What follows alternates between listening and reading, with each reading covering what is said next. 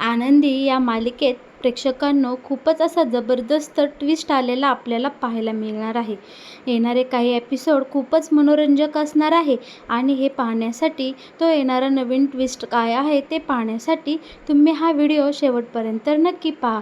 इकडे आता बाहेर देशातून युगंधरच्या कंपनीसाठी एक खूप छान प्रपोजल आलेलं असतं आणि ते प्रपोजल आता युगंधरला आपल्या कंपनीसाठी एकदम डील क्रॅक करायची असते. तेव्हा आता इकडे येणाऱ्या पाहुण्यांना खुश करण्यासाठी युगंधरने आणि शिर्केने खूप जबरदस्त अशी प्लॅनिंग केलेली असते आणि त्यांना गिफ्ट देण्यासाठी एक छान प्रेझेंटेशनसाठी त्यांनी पुतळा तयार केलेला असतो. बरं का प्रेक्षकांनो, योगायोगाने तो पुतळा आपल्या आनंदीच्या हातून फुटून जातो आणि इकडे शिल्पा आता आनंदीला खूप मोठी शिक्षा देते. ती बोलते की माझ्या भावाचं नुकसान होणार आहे, त्यासाठी आता तूच पुतळा बनायचं, अगदी हुबेहूब त्या पुतळ्यासारखा तू मेकअप करायचा आणि आता या पुतळ्याच्या जागी उभे राहायचे. जोपर्यंत ते पाहुणे आपल्या घरी आहेत, जोपर्यंत ते पाहुणे तुला पाहत नाही, या पुतळ्याचं निरीक्षण करत नाही, तोवर तू हलायचं सुद्धा नाही. अगदी इथे त्या पुतळ्यासारखं, त्या स्टॅच्यूसारखं हुबेहूब उभं राहायचं. आणि इकडे मालक साहेबांच्या प्रेमापोटी आणि ताई साहेबांच्या धाकाने आनंदी पुतळा व्हायला तयार होते आणि एकदम स्टॅच्यू बनून ती हॉलच्या मधोमध उभी राहते. बरं का प्रेक्षकांनो, आता आलेल्या पाहुण्यांचं इथे निंबाळकर वाड्यावर खूप जंगी स्वागत होतं. आपल्या हिंदू संस्कृतीला साजेसं असं शिल्पाताई आणि युगंधर आलेल्या नवीन पाहुण्यांचं छान स्वागत करतात. त्यांचे दुधाने पाय धुतात, शिवाय त्यांना आरतीने पंचारतीने ओवाळतात. आल्या आल्या त्यांना छान आळूवड्या, कोथिंबीर वड्या खायला देतात. पाहुण्यांनी एवढं छान स्वागत पाहून इकडे आता फॉरेनर पाहुणे खूपच खुश झालेले असतात. आणि इकडे आता ताईसाहेब खूपच त्या पाहुण्यांच्या पुढं करू लागलेले असतात. सारखं युगंधरला काहीही न बोलून देता स्वतःच त्या पाहुण्यांसोबत इंग्लिशमध्ये संवाद साधण्याचा प्रयत्न करत असतात.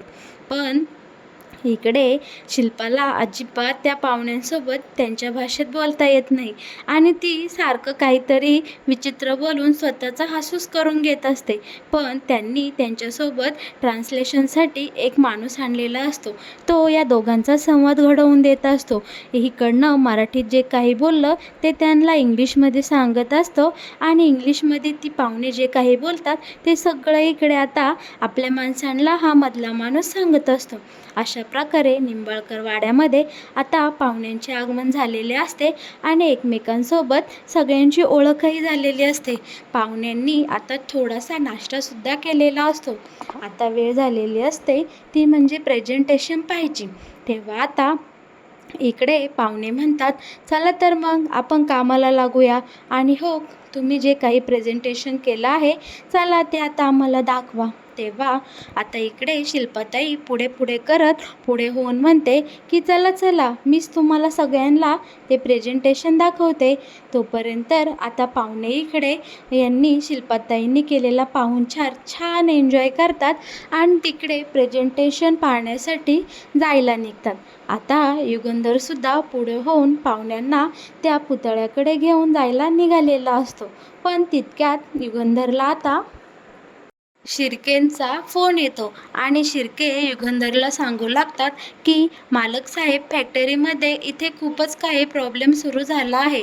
आपण जे काही कॉन्ट्रॅक्ट घेतला आहे ते कॉन्ट्रॅक्ट बहुतेक आपल्याला वेळेवर पूर्ण करता येणार नाही असं मला वाटत आहे. तेव्हा इकडे युगंधर बोलतो, शिर्के नक्की काय झालं आहे मला सांगसाल का? तेव्हा इकडे शिर्के मालक साहेबांना सांगू लागतात की मालक साहेब, या मशीनमध्ये काहीतरी फॉल्ट झालेला आहे. जो काही कपडा मशीनमध्ये घालन तो एकदम चिंध्या होऊन बाहेर येत आहे.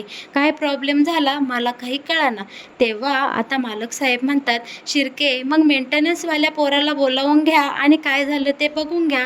तर शिर्के बोलतात की त्या पोराला फोन लावून आता माझा फोन फुटायची बारी आली, पण तो काही फोन उचलीना आणि आपला प्रॉब्लेम काही सॉल्व्ह होईना. तेव्हा मालक साहेब म्हणतात की नाही, हा शब्द माझ्या डिक्शनरीमध्ये नाही. उद्याचं कॉन्ट्रॅक्ट नक्कीच पूर्ण होणार आणि ऑर्डरसुद्धा दिली जाणार आहे. शिर्के तुम्ही एक काम करा, नवीन मशीन खरेदी करा. या मशीनीला मेंटेनन्ससाठी एवढा खर्च करण्यापेक्षा आपल्याला नवीन मशीन घेतलेली परवडेल. आणि हो, पैशाचं काय ते आपण नंतर बघून घेऊया. तोपर्यंत तुम्ही आता मशीन खरेदी करा आणि आपलं जे काही ऑर्डरचं काम आहे ते सगळ्या स्टाफ करून पूर्ण करून घ्या. इकडे आता युगंधरने सांगितल्याप्रमाणे शिर्के कामाला लागतात. इकडे युगंधर जोपर्यंत फोनवर बोलत असतो तोपर्यंत ताईसाहेबांनी पाहुण्यांना संपूर्ण प्रेझेंटेशन दिलेलं असतं आणि त्या पुतळ्याविषयी माहितीसुद्धा देऊन रिकामी झालेली असती. शिल्पा पाहुण्यांना ती मूर्ती दाखवत असते, तेव्हा ती मूर्ती पाहून पाहुणे एकदम खुश होतात आणि त्यांच्या भाषेत सांगू लागतात, काय ब्युटिफुल आहे, wow, so beautiful, so pretty, खूपच सुंदर मूर्ती आहे. तेव्हा ते पाहुणे जे काही सांगतात तो आता तो मध्ये आलेला ट्रान्सलेशन करणारा माणूस शिल्पाला सांगू लागतो. पाहुणे म्हणत आहे, ही मूर्ती किती सुबक आहे, केवढी सुंदर आहे, अगदी भारतीय पारंपरिक महिलेचं चित्रण इथे सादर केलेलं आहे आणि हुबेहूब ती महिला इथे आता जणू काही उभी आहे असंच वाटत आहे. वाव, मूर्तिकाराने काय सुंदर मूर्ती घडवली आहे. आमच्या आयुष्यातली ही पहिली मूर्ती आहे इतकी सुबक आम्ही पाहिलेली. आणि इकडे आता पाहुण्यांच्या तोंडचे शब्द संपत नसतात आनंदीचं कौतुक करून करून. आणि ते पाहुणे म्हणतात, या मूर्तिके पाहून असं वाटत नाही की ही मूर्ती आहे, असं वाटतंय की ही जिवंत चालती बोलती हाडाची व्यक्ती आहे किंवा एक बाईच उभी केलेली आहे. असं वाटतं की ती कधीही हसेल, कधीही बोलेल आणि आमचं मन खूप खुश झालेलं आहे. आम्ही युगंधरवर आज खूप म्हणजे खूप खुश आहे आणि जे काही आम्ही मनामध्ये ठरवून आलेलं आहे ते आमचं आता मन प्रसन्न झालं आहे. आणि हो, युगंधरसोबत जी काही डील होईल कदाचित ती आज एकदम सक्सेसफुल होणार आहे. इकडे पाहुण्यांच्या तोंडचे शब्द काही आनंदीचं कौतुक करता करता संपत नव्हते. पण दुसरीकडे माईंला आणि आबाला खूप वाईट वाटत होतं. त्यांना असं वाटत होतं की आनंदीला खूप त्रास होते. तेव्हा माई काय करतात, इकडे शिल्पाला बोलावून घेतात आणि शिल्पाला म्हणतात, अगं शिल्पा, कशाला तू त्रास देते आहे आनंदीला, तिला केवढा त्रास होत असन, किती वेळ झाले बिचारी उभी आहे. तेव्हा इकडे शिल्पा बोलते, तिने केलेल्या चुकीची तिला शिक्षा मी दिली आहे. माई, तुम्ही अजिबात स्वतःला त्रास करून घेऊ नका. आणि हो, त्या आनंदीला काही त्रास होत नाही, ती एकदम खमकी आहे, तुम्ही तिचं काळजी अजिबात करू नका. पण इकडे माईंना आणि आबाला अजिबात चैन पडत नसते. माई आणि बाबा खूपच उदास आणि चिडचिड करत लागलेले असतात, कारण आनंदीचं त्यांना झालेलं हाल पावत नसतं. माई वारंवार शिल्पाला ताकीद देत असते, पण शिल्पा मात्र स्वतःच्याच मनाचा हेका इकडे चालवताना आपल्याला पाहायला मिळणार आहे.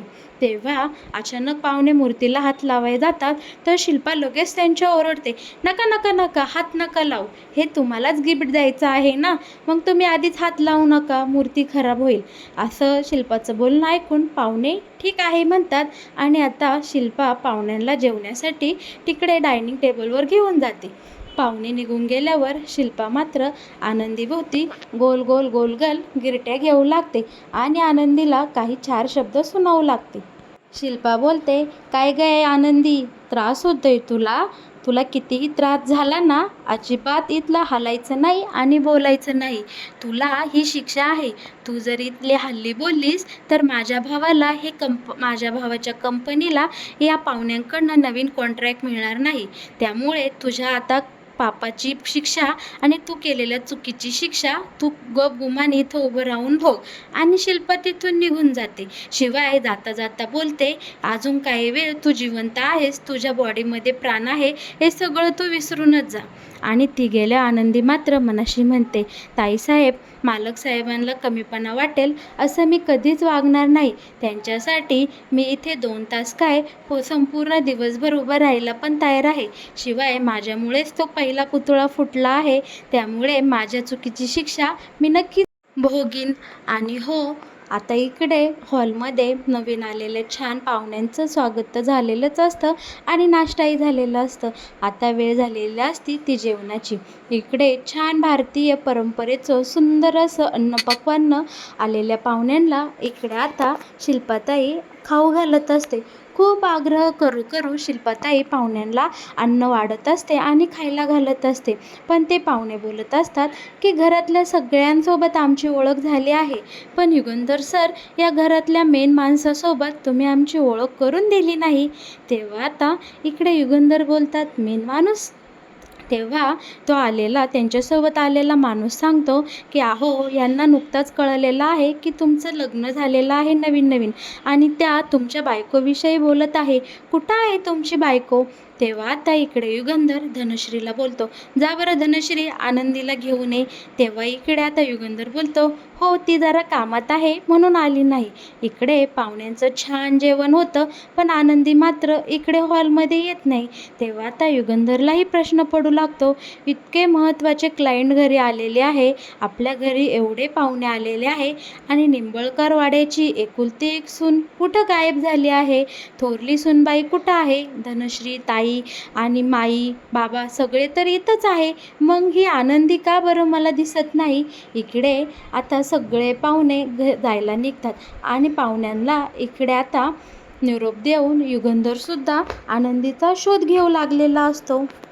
आनंदीच्या घरी आबांनी सगळे देव पाण्यात ठेवलेले असतात, कारण आनंदीच्या मोठ्या बहिणीने मुंबईला जाण्याची संधी नाकारलेली असते आणि तिला खूप टेन्शन आलेलं असतं, आणि तिला आलेलं टेन्शन, तिला आलेलं दुःख आनंदीसोबत बोलल्याशिवाय कमी होणार नाही. म्हणून आनंदीची बहीण ही इकडे निंबाळकर वाड्यावर आलेली असते, आणि ती जेव्हा वाड्यावर येते तेव्हा आनंदी तिला टॅचूच्या रूपात तिथं उभी राहिलेली दिसते. तेव्हा आता ती आनंदीपाशी जाते आणि हा सगळा काय प्रकार आहे असं तिला विचारते. तेव्हा ती बोलती, ताई, मी तुला सगळं सांगते, बाहेरचे पाहुणे गेले का? आणि आता इकडे जेव्हा आनंदीची ताई बोलती, हो, सगळे पाहुणे गेले, तेव्हा मात्र आनंदी डायरेक्ट चक्कर येऊन खाली कोसळते आणि आनंदीची बहीण मोठ्याने आरडाओरडा करू लागते, अगं आनंदी, काय झालं तुला? आता तिचा आरडाओरडा हा हॉलपर्यंत पोचतो आणि इकडे युगंधर मात्र गडबडतो. युगंधर, शिर्के, ताई, धनश्री, आई, माई, बाबा, आई सगळेच पळत पळत आता तिकडे पुतळ्याच्या साईडला धावत पळत सुटतात, आणि काय झालं, काय प्रकार झाला पाहण्यासाठी लगोलग तिकडे जातात. तर पाहतात तर काय, आनंदी चक्कर येऊन खाली कोसळलेली असते आणि तिच्या नाकातून रक्त वाहत असते, आणि खरं तर तो पुतळाच खाली पडलेला असतो. इकडे हे सगळं पाहून युगंधरला मात्र खूप मोठा धक्का बसलेला असतो. युगंधर घाईघाईने आनंदीजवळ जातो आणि तिला डायरेक्ट हातामध्ये उचलून घेतो आणि धावत पळत हॉलमध्ये इकडे सोप्यावर आणून झोपवतो. आणि तेव्हा आता युगंधरच्या लक्षात आलेलं असतं की पाहुणे आले तेव्हा आनंदी पुतळ्याच्या स्वरूपात इथे उभी होती. इतका वेळ, बाप रे, किती वेळ झालं ही आनंदी इथं उभी आहे. आणि इकडे आता युगंधरला खूपच वाईट वाटू लागतं. आनंदीची बहीण मात्र खूप घाबरलेली असते आणि ती मोठ्या मोठ्याने रडू लागत असते, आनंदी, अगं काय झालं तुला? बोल ना गं बाळा, आनंदी. आता इकडे युगंधरचा सगळा प्रकार हळूहळू लक्षात येतो. सगळ्यात आधी शिर्केला अंदाज आलेला असतो की ही सगळं कारस्थान ताईसाहेबांचंच आहे, पण शिर्के काही बोलू शकत नसतो. तेव्हा मालक साहेब आनंदीचं तोंड आता स्वच्छ पाण्याने धुतात आणि तिला शुद्धीवर आणतात. आनंदी आता शुद्धीवर आलेली असते. तेव्हा मालक साहेब तिला प्रश्न विचारू लागतात, आनंदी, काय प्रकार आहे हा बरं? तू इतका वेळ मूर्ती बनून का उभी होतीस, आणि मूर्तीच्या जागी तू का उभी होतीस? या प्रश्नांची पहिली मला उत्तरं दे बघू. आणि हो, नाकातून रक्त येईस्तवर पुतळ्यासारखी तू तिथे किती वेळ उभी राहिलीस याचं कारण मला आता सांगशील का? आणि सगळ्यात आधी हे सांग की तुला पुतळा बनवून तिथं कोणी उभं राहायला लावलं? आणि आता सगळेजण शांत झालेले असतात. शिल्पा मात्र खूपच घाबरलेली असते, कारण हे सगळं कारस्थान शिल्पाचं असतं. तेव्हा आता इकडे आनंदी अशी शांत असते आणि शिल्पा आनंदीकडे रागारागाने पाहत असते, पण इकडे आनंदीला दिसत नसल्यामुळे शिल्पाच्या तोंडावरचे हावभाव काही आनंदीच्या लक्षात येत नाही. आणि आनंदी सांगू लागते, मालक साहेब, तुम्ही आणलेला पुतळा माझ्या हाताने फुटून गेला आणि त्यामुळे मी खूप घाबरले आणि ताईसाहेबांना ही सगळी गोष्ट सांगितली. ताईसाहेबांनी मला खूप ओरडल्या आणि त्या बोलल्या, आता माझ्या भावाचं युगंधरचं खूप मोठं नुकसान होईल. बाहेरून फॉरेनर क्लायंट आले आहे, तुझ्यामुळं ते क्लायंट आता निघून जातील आणि माझ्या युगंधरचं आणि आपल्या फॅक्टरीचं नाव खराब होईल. तेव्हा ताईसाहेबांनी मला इथे पुतळा बनवून उभं केलं. मेकअप आर्टिस्टला बोलून हुबेहूब पुतळ्यासारखा माझा मेकअप करून घेतला आणि त्यांनी मला सक्त ताकीद दिली, इथनं अजिबात हालायचं नाही. जोपर्यंत पाहुणे घरात आहे तोपर्यंत तुझ्या अंगात प्राण आहे किंवा तू जिवंत आहे हे सगळं विसरून जायचं. आता युगंधर पुढे खूप मोठ्या सत्याचा इथे उलगडा झालेला असतो. युगंधरला आता त्याच्या बहिणीचा खूप राग आलेला असतो. तो आता शिल्पाजवळ जातो आणि तिला खूप वाईट साईड बोलतो आणि तिला या सगळ्या प्रकरणाचा जाब विचारतो. माझ्या बायकोसोबत असं वागायची तुझी हिंमत कशी झाली ताई? पुतळा फुटला तर फुटू दे, इथे जिवंत हाडामासाच्या माणसांसोबत असं वागताना तुला लाज नाही वाटली? आता युगंधर शिल्पाला तिची सगळी चूक तिच्या समोर आणतो आणि ती वागल्या प्रकरणाबद्दल खडसावून जाब विचारतो. शिल्पा मात्र इकडे युगंधरला काहीच घडलं नाही किंवा आनंदी जिवंत तर आहे ना अशा शब्दात उलट इकडे युगंधरलाच बोलत असते आणि युगंधरला आता मात्र राग अनावर होतो आणि आनंदीच्या काळजीने आनंदीचा चेहरा पाहून इकडे युगंधर शिल्पाच्या सनकणी कानाखाली पेटावून देतो आणि बोलतो, तू बाई असून एका बाईची किंमत नाही, लाज नाही वाटली तुला माझ्या बायकोसोबत असं वागायला? या निंबाळकर वाड्याला तू काळिमा फासला आहेस आणि तुझ्या या वागणुकीमुळे तू आपल्या खानदानाची इज्जत घालवून नाव घालवलं, धुळीच मिळवलं आहे. ताई, तुझ्याकडनं ही अपेक्षा नव्हती. इकडे आता आनंदीवर झालेल्या सगळ्या अन्यायाचा इकडे युगंधरने चांगलाच बदला घेतलेला असतो आणि शिल्पाचं चांगलंच थोबाड फोडलेलं असतं. तर मग प्रेक्षकांनो, आनंदी या मालिकेत येणारा हा नवीन ट्विस्ट तुम्हाला आवडला का? आणि हो, तुमच्या सगळ्यांचं यावर काय मत आहे हे नक्कीच मला आपल्या कमेंट बॉक्सद्वारे कळवा. आणि हो, आनंदी या मालिकेचे असेच नवनवीन येणारे नवनवीन ट्विस्ट एपिसोड पाहण्यासाठी तुम्ही आपल्या या चॅनलला नक्कीच सबस्क्राईब करा. आणि हो, आपल्या व्हिडिओला लाईक करायला अजिबात विसरू नका.